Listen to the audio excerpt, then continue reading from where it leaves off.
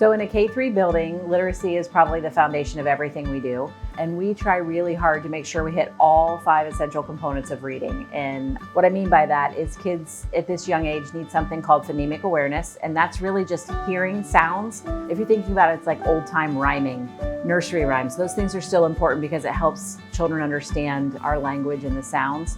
And so then we move to phonics, which is another essential component, and that's connecting letters and sounds.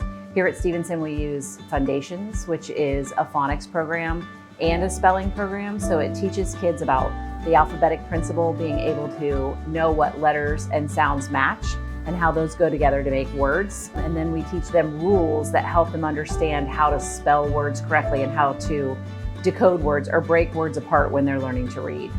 We also then look at fluency. We're getting kids to read in a way that sounds like a story. They want to sit down and read so that someone would want to listen to them and so that they can create mental images in their mind of what the characters are doing. Then we focus on comprehension, which is really understanding what you read, being able to think critically about it, make connections to other stories, think deeply about your own connection to the story or something you may want to connect to later in life.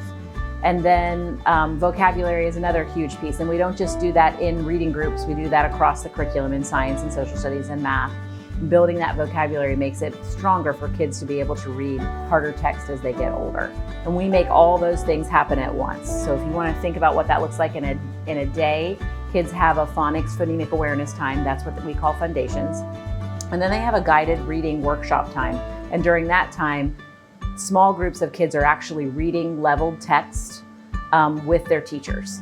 And so the teacher's listening to them read and seeing what they're doing and helping them decode and asking comprehension questions and making sure that they're learning how to interpret the whole story. And other students during that time are working independently.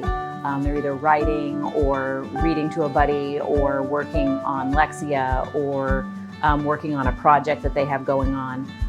So that's kind of how we make sure that all the reading is taking place. And then we do the same thing with a writer's workshop, but we focus more on craft of writing and grammar and punctuation and understanding different types of writing.